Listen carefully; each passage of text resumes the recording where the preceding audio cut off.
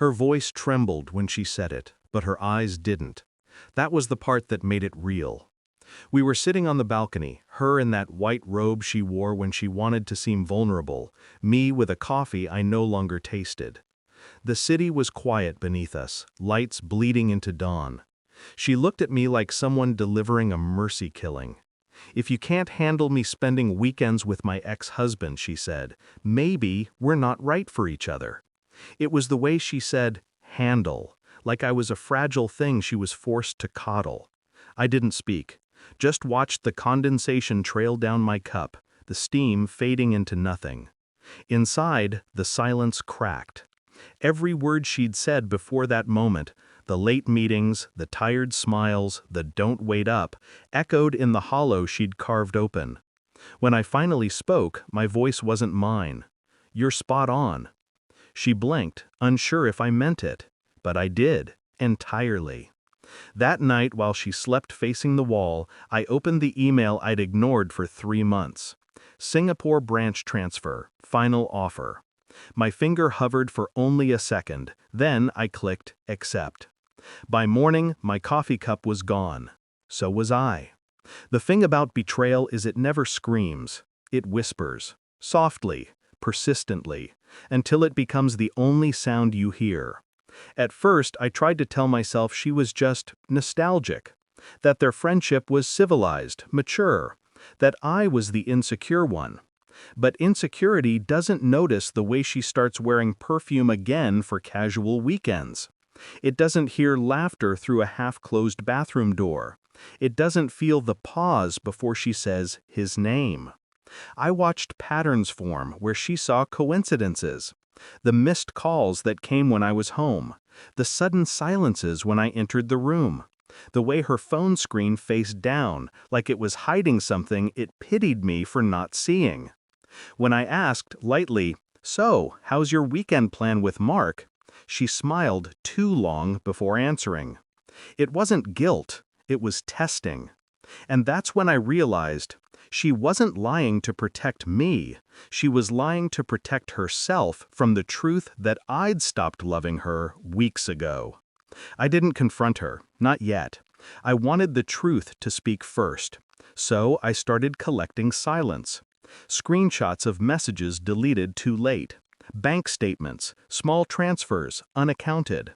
A hotel reservation that matched her girls' trip. Every discovery felt like a pulse slowing. My own. I stopped sleeping in our bed 2 weeks before I left. She didn't notice. Or maybe she pretended not to. She was always good at pretending. When she left for her weekends, I'd sit in the dark, replaying our life in fragments. Her laugh, her promises, the way she once said she'd never hurt me. Every memory was a weapon now. I never yelled, never accused. I simply withdrew, one layer at a time, until my presence in her life became a ghost she couldn't sense. Then came the final confirmation. A photo, not sent to me, but backed up to our shared cloud account. A reflection in a hotel mirror. 2 glasses of wine. His arm, familiar, possessive, across her waist. The date stamp read, Saturday, 9:42 p.m. The same night she told me, "I'm heading to the spa with the girls. Don't wait up." I didn't. I never would again. The truth doesn't explode. It exhales. I printed the photo, folded it neatly, and left it on the counter beside her morning tea. No note, no explanation.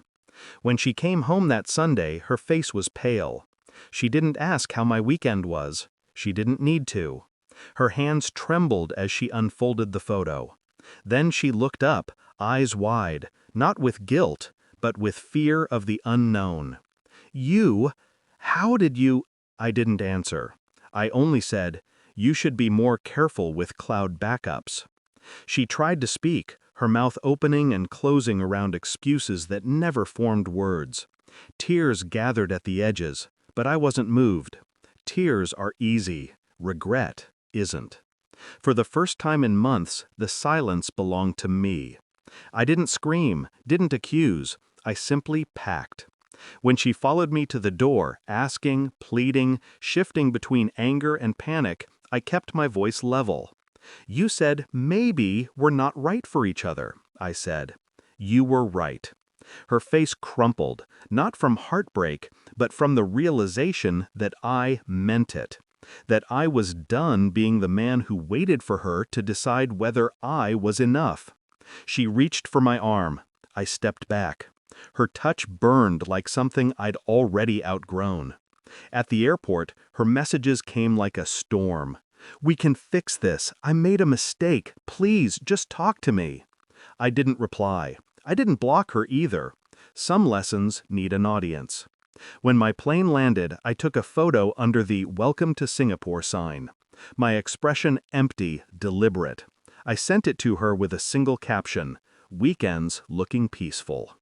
Now the nights are quieter, cleaner. The air here doesn't carry her perfume or her lies.